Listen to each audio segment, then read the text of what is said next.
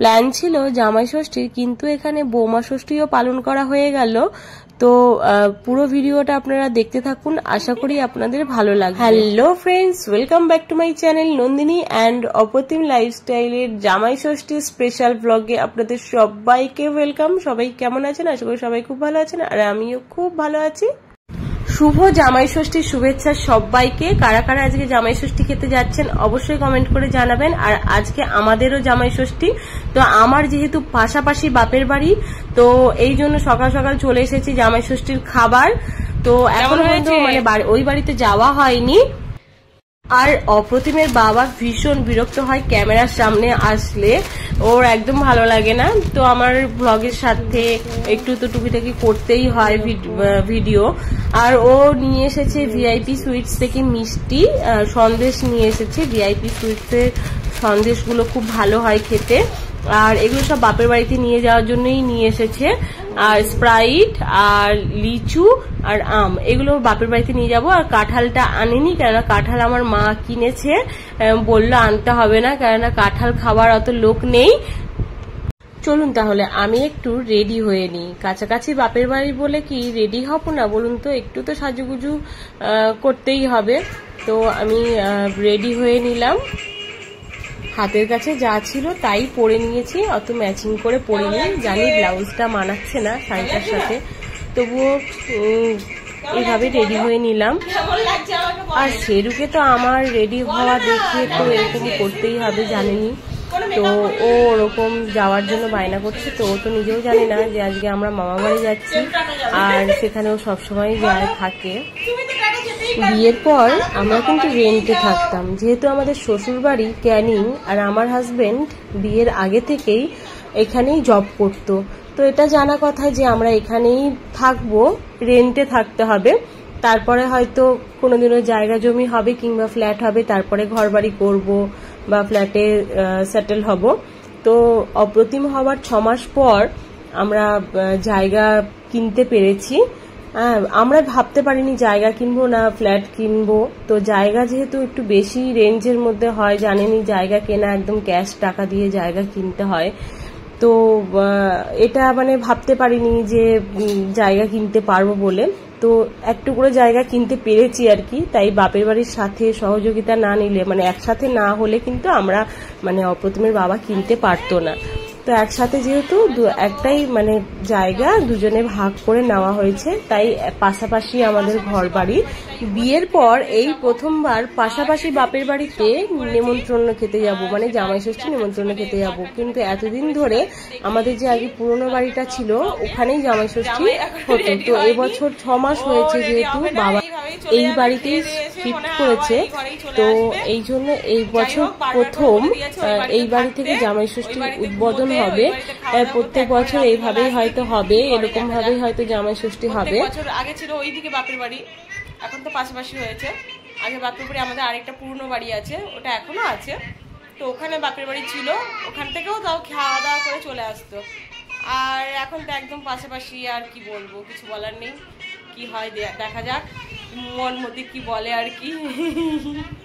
ভাইয়ের বউয়ের জন্য নিয়েছি এটা, কেননা ও বাপের বাড়িতে যায়নি এবছর, তো তাই জন্য আমি ভাবলাম। ও এই যে ব্যাগটা দেখুন, কালকে শপিং মল থেকে নিয়েছে, ওই জন্য দেখাচ্ছে। আর ভাইয়ের বউ বাপের বাড়িতে যায়নি, ও সমস্ত মানে রান্না বান্না করছে, আমার মায়ের সাথে হেল্প করে দিচ্ছে। তো ভাবলাম না বাবা, ওর জন্য নাহলে তোরও মনে কষ্ট হবে। তো ওর জন্য একটা শাড়ি নিয়েছি। আমি জানতাম না যে ও বাপের বাড়িতে যাবে কি যাবে না। একটা ভাইপোর জন্য একটা জামা নিয়েছি, ছোট ভাইপোটার জন্য নিয়েছি, আর বড় ভাইপোটার জন্য নেওয়া হয়নি। সবসময় মোটামুটি ওই কিছু ওকেশন হলেই জামা কাপড় দেওয়া হয়, তো এই জন্য অতটা গুরুত্ব দিইনি। মায়ের জন্যই কেনাকাটা করেছিলাম মেইনলি। তো আর এইগুলো আছে,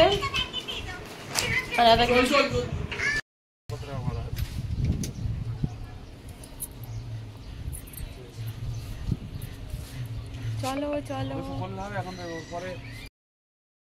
তো আমরা বেরিয়ে গেছি বাপের বাড়িতে। তো পাশাপাশি বাপের বাড়ি হওয়ার একটা সুবিধা আর একটা অসুবিধা দুটোই থাকে।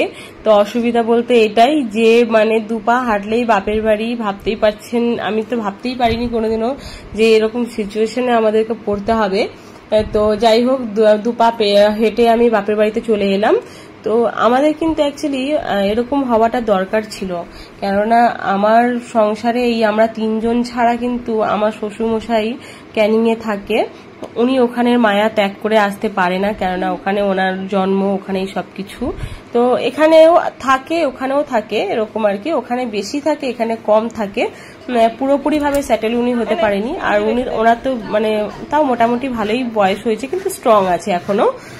তো আর আমাদেরও দেখুন সুবিধা অসুবিধা তো ব্যাপার থাকে, নিজেদের লোক যদি কাছাকাছি থাকে তাহলে হয়তো কোনো বিপদে পড়লে প্রবলেমে পড়লে আর কি আমাদের সাহায্য করবে। বাবা মার মতো তো আর সাহায্যকারী বন্ধু আর কেউ হতে পারে না, বা নিজের ফ্যামিলির মতো। তো প্রতিমের বাবার ফ্যামিলি বলতে একটাই ভাই, আর দিদিরা আছে সবাই যে যার মতো বিয়ে হয়ে মানে এক এক জায়গায় রয়েছে। তো আমার শ্বশুরমশাই সব জায়গাতেই ঘোরাঘুরি করে যদিও বা, আর আমাদের বাড়িতে তো আসে, দেখেনি আপনারা। তো এই জন্য আমাদের খুব দরকার ছিল যে এরকম একটা পাশাপাশি বাপের বাড়ি হলে, মানে অসুবিধা না, একদম পাশাপাশিটা আমার একটু আপত্তি, কিন্তু একটু এই যেরকম আগে ছিল এই পাড়া ও পাড়া এরকম হলে সুবিধা ছিল আর কি। আর বাপের বাড়িতে এসে আমি একটু শুয়েও নিয়েছি, আমার খুব ঘুম পাচ্ছিল, তো আমি এখানে শুয়েও পড়েছিলাম। তারপরে ভাবলাম একটু ভিডিও করে নিই। মায়ের এখনো আশীর্বাদ পর্ব বাকি আছে, এই যে পুজোটা দিয়ে মা আশীর্বাদ করবে, তো আমি এই জন্যই ওয়েট করছিলাম। প্রতিমের বাবাকে আশীর্বাদ করবে, তারপর আমাদের সবাইকে। আর আমাদের না জামাই ষষ্ঠীর নিয়ম বলতে কিছু নেই, আমার বাবার বাড়িতে আর কি মানে জামাই ষষ্ঠীর পুজো হয় না। তো আমার মা এমনি ঠাকুরের আগুনে তা নিয়ে আর কি আশীর্বাদ করে দেয়। আর অপ্রতিমের বাবার ওই জায়গাটা কেটে গেছিল বাইকে অ্যাক্সিডেন্ট হয়ে, তো ওই জায়গাটা ওরকম ফাঁকা করে রেখে দিয়েছে যাতে কাটা জায়গাটা যাতে ফাঁকা থাকে, খোলামেলা থাকে আর কি।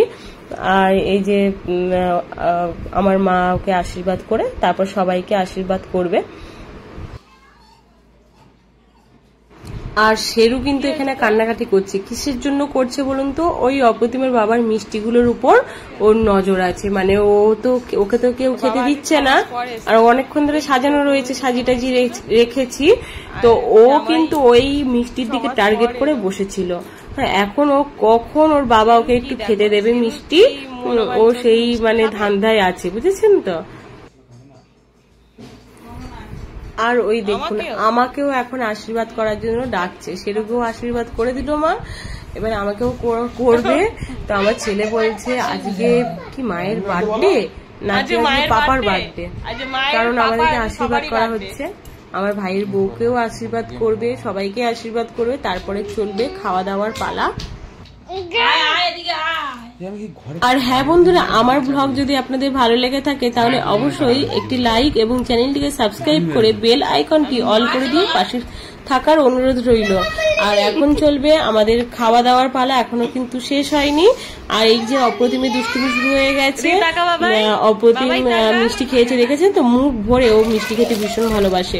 আর আমার ভাইয়ের বউকে এই শাড়িটা এখন দিয়ে আসবো, যেহেতু বললাম যে ও আজকে বাপের বাড়িতে যায়নি, আর আমাদের জন্য সকাল থেকে রান্না বান্না করছে, আমার মায়ের সাথে সাথে হেল্প করেছে প্রচন্ড।